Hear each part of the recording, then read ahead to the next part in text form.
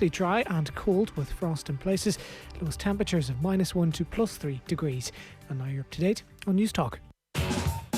Off the ball.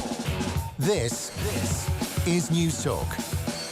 Hello there, you're welcome along. So we are busy this evening. Damien Delaney in studio for another Champions League evening ahead, where amongst other things we'll talk Lewis Hamilton, 34 years of age, his F1 legacy becoming more enshrined by the season, now just one short of Michael Schumacher's 7 championships record. Where does he rank on the all-time list of drivers? We will talk to former F1 driver Derek Daly. Plus, there are certain guarantees in life. Amongst them, there is always a story in Mayo GAA, and this current edition, very much a case of dirty linen being aired in public. Mike Finnerty of the Mayo News is going to explain just what the hell is going on. 53106, the text number. We're at Off the Ball on Twitter. As mentioned, Damien Delaney here in studio. How you doing? Very good, how are you? Great to have you along. And Richie McCormack, how are you? Welcome back, Joe. Missed you, big guy. I didn't expect you to take the Emerald defeat that seriously, but it's your own journey. I had to retreat away for a couple of weeks. Fair enough. Lick my wounds, come back. It's one thing to be beaten, but to be beaten by Nathan Murphy. Well, it was just ridiculous, really. Yeah, I mean, maybe, the whole thing is a sham. Well, I think they've undermined themselves, but we'll say no more about it. You have glasses since I've last seen you. I do. Welcome to the club. No. Well, so how long were you fighting this one? Not very long, actually. Okay. It was just a case of the opportunity to have the eye test was there, and I went along, and they were like, "Oh, by the way, you're slightly long-sighted. Do you have difficulty reading screens?" I was like, "Sometimes I do, yes." It's like when you see like a TV psychiatrist, and they're digging, and suddenly the person starts breaking down ever so slightly. Yeah. And I was like, "I kind of do, I guess." And they're like, "Well, do you have to hold?" I was like, "Yeah, I do have to focus a little bit more on doing that." Like, "Yeah, you're long-sighted, you need glasses." And was there any reluctance? Were you thinking I might go the way of contacts? No, I couldn't do a contacts, to be honest. No. Couldn't do a contacts. How are you finding them? Still some getting used to. Oh, yeah. Still some getting used to. Yeah. It's because I don't need them all the time. So if I take them off, if I'm just like going about day to day and stuff is off in the distance, then, I can't see it. You've gone for a very hipster pair, I might say. My one... I feel like you're not a million miles away from me, a bit thicker. My one, well, that's, on a number of fronts. In many ways, yes. Yeah. My one proviso was, if I was getting glasses, that I wanted them to look like Eric Morecambe's of Morecambe and Wise. So I've headed down that route. Yeah. Hey, any thoughts? Yeah. This is all news to him. Just sitting here a couple weeks ago. I how he didn't know he was like had a problem, and it took him this long to get. See, the thing about it is, I'm blind in one eye, so that's the main thing that has been taking up my life. And they were like, 37, you never needed glasses. I was like, nope.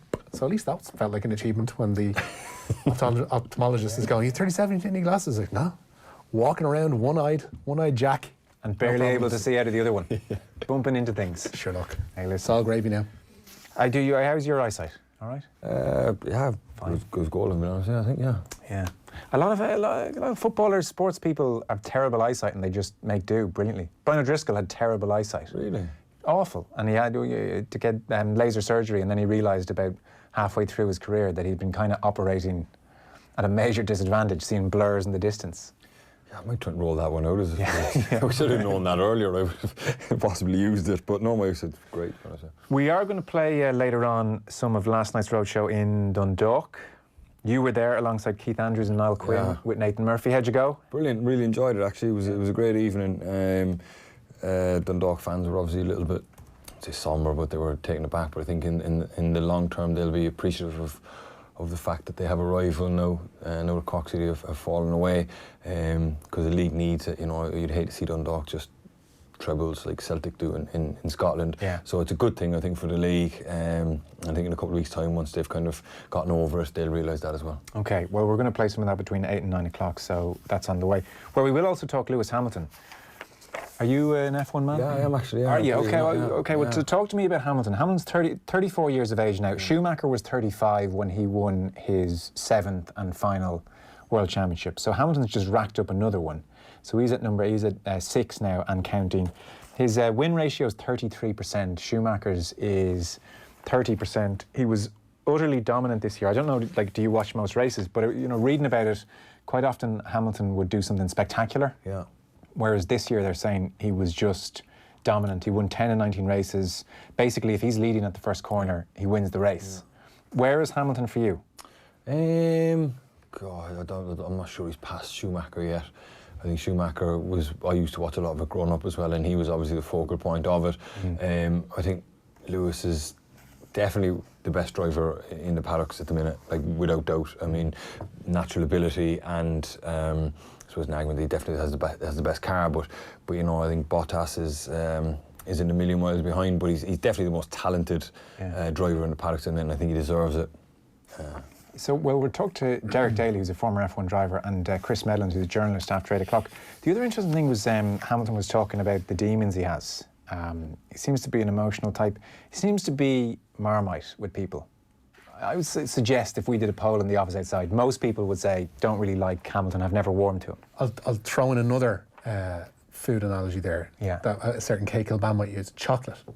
He fancies himself a little bit. He's a very high opinion of himself. Yeah. Which is, it takes... I think he got taken apart a few years ago in a BBC documentary. I remember watching about tax. I can never remember if it was evasion or avoidance, one or the other, but I think, you know, there was... Avoidance. Yeah, probably. No, it was the thing. I think Gary Barlow was among those as well, whereby they were... Right, but they highlighted him yeah. in a big way, you know. I know. I read recently he's got rid of his own plane and he flies commercial now, which is why people don't like him, because it was almost like he was hanging that out there as an olive branch. People going, oh, I've got rid of my private plane, I now fly commercial, and everyone's going, you've taken the words out of my mouth. I saw this quote. Guys. There's something a bit superior about him, and also a bit of a chip in the shoulder, I find. Now, I don't watch it every week, so I don't see every interview he does, but he was talking recently, about he's become vegan. Yeah. And he was talking about, he said, honestly, I feel like giving up on everything, shut down completely. Why bother when the world is such a mess and people don't seem to care? Yeah. There's something like of the moody, pretentious 14-year-old. And there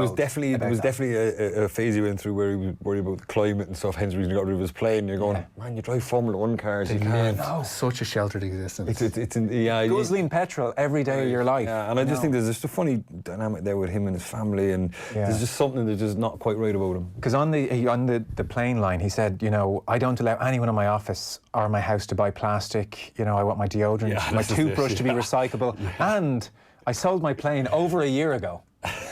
You're just thinking, really? How much fuel does a regular Formula 1 car use in an average race? That's a good question. And multiply that by 22, or whatever it is on the grid now. Yeah. So, look, I don't know. Even that, it's the fact that it's a roadshow where they have to ship all these containers around the world, they pack it up and they move it to different continents. I mean, that's obviously not great. So, for him to be holding that up as I'm a champion of... Or to be lecturing other people. Right, really, I got rid of my plane. In terms of the comparisons, I don't think he's helped by the fact that it's not as visible a sport as it was when Schumacher was winning. Yeah. That's the first thing. Like, it's been squirreled away onto Sky for the most part. Yeah. And then on top of that, I think Schumacher was probably winning his in a more competitive era. I wonder that. Yeah, I presume so. I think the cars are the big thing, and it's one of the things, everyone, I think everyone kind of watched Formula 1 because there's an element of, like, back then, it's crashes. Die here. Yeah, people wanted an incident. It's a funny, gladiators type thing where, people watch NASCAR for the exact same reason. It's like, if there's not a crash, it's a bad race. And I just think that it's been kind of dumbed down so much now with safety and the changing, they've gone to V6s now and stuff, and everyone complains, or V8s maybe, and they complain they don't have the roar of the V12 anymore, and it's all a bit like... Sanitised. And on top of that, they don't encourage racing, because if someone even marginally encroaches on somebody else, it's a drive-through penalty, and you're going... So nobody actually, I won't say nobody, but it's very rare we actually get wheel-to-wheel action, two guys going at it. Obviously the team orders thing and drive-through penalties, it just becomes a little bit like you said, he gets to the first corner, and that's probably it. And are you not as into it as you were then? No, not really. It's one of those things where I used to sit down on a Sunday morning and watch a whole one back to back.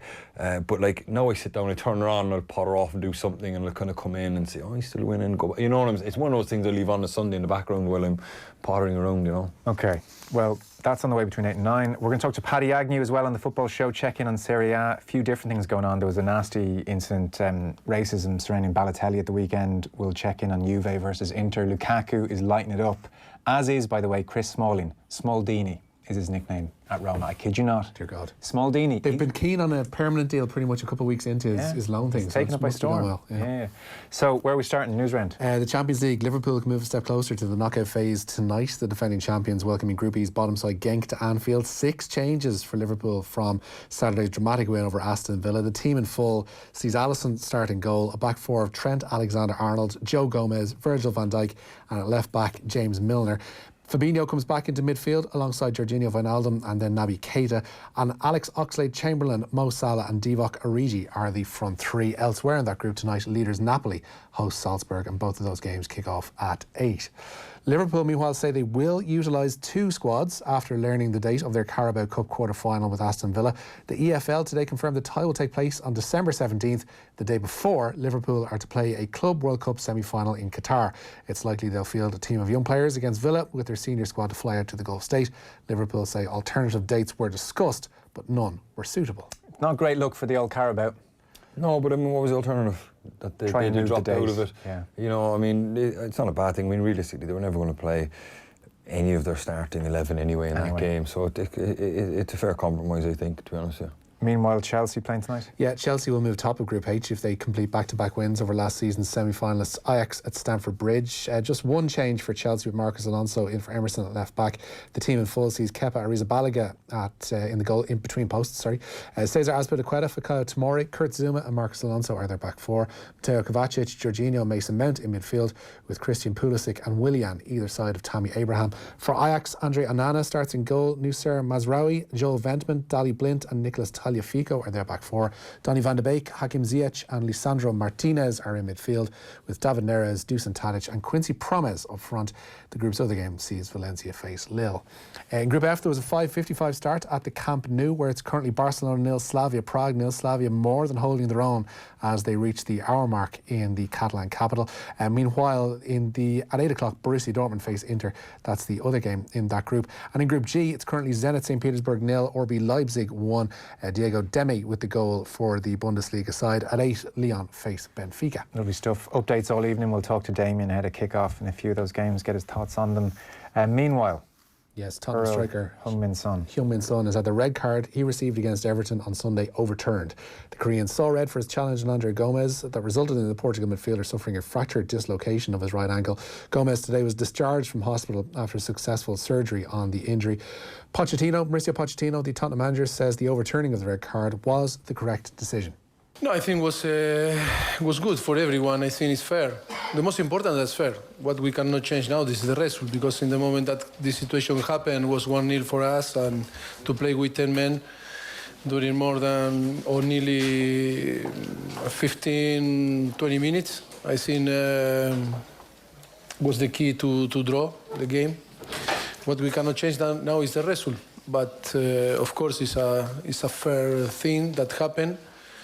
From the Premier League, and of course, it's good for him and it's good for the team. I haven't actually seen this live. I just kind of saw the tackle and didn't try to look much further than that. When Son was sent off, was there a general sense around that, hang on, that's a terrible decision, or were people just too focused on Gomez? I think the injury basically took over everything and the reaction to it. And Son was generally distraught at what had happened to Gomez, that the red card almost became secondary. I don't think anybody was really taking much notice of the punishment that was meted out. I think there was a sense that it was harsh because the tackle itself warranted. Late. Stupid. Yeah. It was stupid, but it wasn't dangerous enough to warrant a red. Yeah, it wasn't vicious, and I think it was just once everyone saw Gomez, everyone kind of panicked and went, "Oh my God, something terrible must have happened. We must do something terrible," and that seems to what it be. But it's probably the right decision. If you know. Yeah, I think so. So Paddy in Kilkenny says you can't compare Hamilton to Schumacher, lads. They were different drivers, different eras. If you put Hamilton driving back in the Schumacher era, he would not be half the driver Schumacher was. Well, we'll put that to Derek Daly and see what he reckons, Paddy. We can't compare, but he can go the other way. Sorry, Paddy can compare. Yeah, we can't. Rhys Smalling, did Damien ever get any offers to play on the continent? Would he have been interested, says Dan? Absolutely none. Nothing? Nothing. Not a sniff? It definitely didn't suit me. I had enough pre-season games against European teams. I realised it's not for me, that. Let's get back. So, Owen O'Gara then. Yeah, Dublin forward Owen O'Gara has announced his retirement from intercounty football. The Templeogue Sing Street clubman won 7 All-Ireland titles in his 11-year career with the Dubs, along with 10 Leinster titles and 5 National League medals. In a parting statement, O'Gara singled out the late Anton O'Toole as his inspiration. While Frank McGlynn says it was an absolute honour to wear the Donegal jersey for 14 years. The 2012 All-Ireland winner has announced his retirement from intercounty football as well. McGlynn won an All-Star in 2012 and was also nominated for Player of the Year, and the 32-year-old thanked Declan Bonner and wished left the current Donegal squad the best for 2020. A few bits of rugby. We'll get on to the Saracens story in a second. Obviously, Munster have made signings as well. Well, they're about to, it seems. They've confirmed they're in advanced discussions to sign a pair of Springbok World Cup winners. Centre Damien Delaney and the giant lock R.G. Snyman are both poised to join the province in 2020. However, Munster head coach Johan van Graan has insisted that no contracts have been signed at this juncture. Both Delaney and Snyman played a part in Saturday's World Cup final victory over England in Yokohama. Sticking with Munster, they've confirmed that Darren Sweetenham suffered a hamstring injury in training, and he's likely to miss Saturday's interprovincial derby with Ulster in the Guinness Pro 14. Alex Wootton is following the return to play protocols following a suspected head injury sustained in the win away to Cardiff last weekend. You mentioned Saracens there, Joe. They say they're shocked and disappointed at being docked 35 points by English Premiership chiefs. The reigning champions described the penalty as heavy-handed, having been found to have exceeded the league's salary cap over the past 3 seasons. Saracens have also been fined £5 million after it was deemed they breached the £7 million salary limit by £650,000. The reigning European champions say they will appeal. I'm sure they will. This was like an open secret for a long time, because it seems that there is the salary cap, £7 million, but that Nigel Ray, the owner, the club chairman, was accused of having almost investment or property partnerships with the highest paid players. So it was seen as a way of getting around this, like we're going into like a property venture together. But it was an open secret, it was discussed, and he still says that their joint investments, we're absolutely certain they're fine, we've declared them. It's not payment by any other means.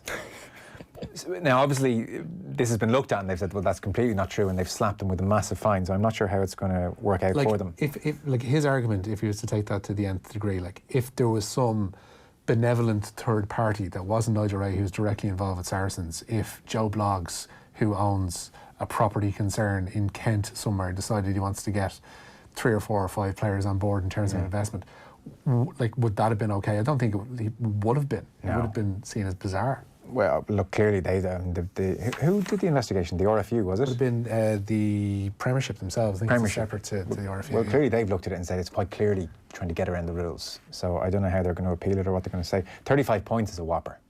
That's the thing. I can't remember who was pointing it out earlier on today, that Newcastle got relegated on... Like, basically, they pointed at the points differential. Saracens were on X amount of points in winning the championship last year. Newcastle were relegated on X amount of points. Basically, if Saracens were to be docked 35 points and end up winning something like 35 or 36 points over the course of the season, or finishing on that, I should say, chances are they could be in relegation bother. Yeah. So it's a huge thing. Unbelievable. The £5 million fine as well seems absolutely massive too, when you consider... Is it one of those things where they just mash it with big meaty punishment and then they appeal it and they go, okay, 15 points, I would think so. $1 million. Meet in the middle. We're just making it. Would you imagine a Premier League club getting a 20-point fine? You know? It'd be brilliant. But are Man City still going on in trouble with... Well, it's funny. So I was looking into this. Frank Lampard was doing a press conference yesterday, and he was saying the Chelsea ban on their transfers is due up in February 2020. So basically after this transfer window coming up in January. But they're going to CAS this November, and there's a chance they'll be able to turn it around. And one of their main arguments is that Man City did pretty much the same thing, signing youth players, breaking rules, and they just had to pay a fine. So, like, who knows how this stuff is decided, or it's always turnaroundable. Like, who is the best lawyers half the time? The Chelsea stuff has been the way in which they were found guilty was very specific and very like, you are definitely guilty here. The City case and the City fine was for a slightly different scenario, and I think UEFA and CAS and all that would kind of argue to that degree too. Okay. So next few stories.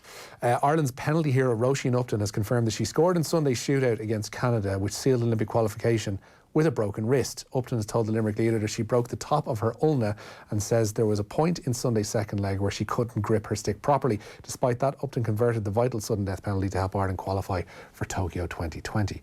Quite the achievement. Yeah. Rhianna Jarrett, meanwhile, is FAI Cup winner Wexford Youths' only representative in the Republic of Ireland squad named for the Euro 2021 qualifier with Greece. Peamount duo Niamh Reid-Burke and Claire Walsh are also among the 8 home-based players in Vera Pauw's squad of 24. Ireland sit second in Group I ahead of the game in Panionios on Tuesday week. 3 senior Connacht players have signed new deals with the province. Tiernan O'Halloran, Sean O'Brien and Tom Farrell have all agreed contract extensions until the summer of 2022. Connacht have also announced the installation of temporary terracing for Friday's Pro 14 meeting with Leinster. The sports ground is going to push the the attendance north of 7,000. Well, Dundalk Chief Executive Mark Devlin has left the club after just 7 months at the helm. The former Brentford CEO is to return to the UK. Devlin only took over from Mal Brannigan in April of this year and courted controversy with the suggestion of a ground share at Louth GAA's proposed new stadium. Meanwhile, one of the great storms in the tiniest of teacups. This is such a stupid story, I'm sorry. This is why I left it that late. I was hoping we wouldn't even get to it. Shamrock Rovers goalkeeper Alan Manus has said he didn't mean any disrespect by not facing the Irish flag during the national anthem before the FA Cup final on Sunday. Speaking to the Belfast Telegraph, the former Linfield and Rangers player said it's devastating that the controversy has somewhat overshadowed Rovers' win. He said it was not a political statement and in hindsight he would do things differently next time. I was reading his quotes and he was just saying, like, so the anthem started, he wasn't quite sure what to do. And he just thought the simplest thing is, I'm just going to stay where I am. He was saying, I don't want to make a statement of any kind. He said, I don't care about any of that stuff. I'm not about it. Like, the last thing I'm trying to do is make some statement before one of the biggest games of my life. And then some players turned and he was like, oh, it's not my anthem. Am I meant to turn? It's a lot of the players around me. It's their anthem. I don't know what to do here. I'm just going to stand. And then everybody jumped to this conclusion. No. Everybody, it wasn't everybody. Yes. It was a handful of absolute yahoos on Twitter who pointed it out. Damien. Yeah, probably. First in. Pointed it afterwards and were like, that's a disgrace. And then this turned into an article as things happen because somebody goes, oh, I see a couple of people are giving out about Manus in the FA Cup final. So it got picked up in the Belfast Telegraph. That turned into a story, which then regenerates being journalism and a number of other outlets pointing out that, there's an uproar over Alan Manus's decision not to face the flag during the Irish anthem in the FA Cup final. It's a complete non-story. Yeah. He doesn't have to face the flag for the anthem. It's not his anthem. He doesn't want to face it. And to be honest, this is something we were talking about in the office the other day. Are we one of the few countries that actually turn and face the flag during an anthem? Like, I was watching a bunch of qualifiers over the course of the last couple of weeks, especially when I was away, and everybody just stands there for the anthem. I guess it depends where the flag is in a given stadium. No, but usually they just stand facing the camera or facing the main stand. Some of them might have the flag over the main stand, I suppose. But either way, so this was one of those stories where X number of people tweet. Yeah. You do an article where you just copy and paste 7 of those tweets in, and then say controversy over X in the headline. Exactly. But I mean, he's talking about how it's ruined the last couple of days. Like, it's totally taken away from his enjoyment. Because it snowballs. You don't think it has? Not at all. You don't? I think he's just kind of just putting a bit of, I think it's bothered him in the slightest, but he feels he has to come out and say something. The very fact that he feels he had to come out and say something. Yeah, I think it's wrong, just bull. Like, it's absolute bull. You know me, Joe. I'm no Rovers fan. No, I've heard that. Somebody says, I was at Damien's old stomping ground at Selhurst Park last weekend. Great stadium. Shame about the result. Wasn't too crazy about Vardy's celebration either, says Kenny, Eagles fan. I love that celebration. I did as well, if I'm being honest. Yeah, it was brilliant. Really he did the flapping arms. Thing, like, they were giving him crap during the whole course of the game. And he gave it a bit back. He scored and did a bit of that. Right. I presume he can't go to a football ground now without some kind of "It's Rebecca That's Vardy" what it was song. for 90 minutes. Apparently, that's what he was getting. Is it really? He scored a goal and like he celebrated. I said, fair enough. I mean, that's just never going away, is it? No. And nor should it. It's brilliant. One of the best pieces of investigative journalism we've ever seen, and Colleen really did it. It's one of the great things where, like, fans will haul absolute vitriol at a player, and if the player does like the tiniest thing back, I couldn't agree more. They're up on their high horse. Yeah. How dare he? We're offended. Hang on a minute. Actually, I do want to get your thoughts on the jacket thing later on. I know lots of people probably talked about it ad nauseum, but I'd be curious to see what you make of it all. Any final story you have to squeeze in, or is that us? That'll be us. That'll be us. Okay. I should tell you, by the way, before we clock off here from the Newsround, the Motorsport show is happening in the RDS November 23rd, 24th. You can check out motorsportshow.com for more info. The event includes the live runway where spectators can view some of the star car attractions on display each day. There'll also be 60 years of the mini anniversary parade on Sunday, November 24th. So tonight we're giving you the chance to win a pair of tickets to the Motorsport show. You'll also go into that for Sunday's draw for the big prize, which is a pair of 2-day grandstand tickets for the 2020 London E-Prix, including a VIP garage tour at the DS Automobiles team and gift bags for each of the guests. So the question is, which Irish race driver finished runner-up in the 1999 Formula One Drivers' Championship? They were the good old days. 99, that was peak, wasn't it? Yeah. So which Irish race driver finished runner-up in the 99 Formula One Drivers' Championship? I'm sure you know the answer. Text MOTOR, followed by your name and answer 53106. We'll reveal tonight's daily winner at the end of the show. Without wanting to have a production meeting on air, we should definitely do an OB from this guy's house. That's all I'm saying. The answer to the question says, which one? Just saying. He bought a massive one there recently for a lot of money, and then the plan was to completely knock it. Yeah. We need to have a chat with this lad. Yeah. I think we've tried to get him on loads of times. Not happening. He's on a yacht in the Bahamas doing something. He's like, yeah, no, I'm not bothered. Get us on the yacht then. No. We'll do an OB on the yacht. So 53106. I'm in. Yeah. You'll step up for that one. Good man. Short break. So Damien's going to preview some of the Champions League games in a moment. But up next, whatever's going on in Mayo GAA, we're not too sure. But we're going to talk to a man who does, Mike Finnerty of the Mayo News, with us in a moment. Off the ball on News Talk. This Irish success story is brought to you by Guaranteed Irish. Did you know that all of the 34 million pots of Sudocrem sold in over 50 countries worldwide are manufactured by an Irish pharmaceutical company in Baldoyle, trusted by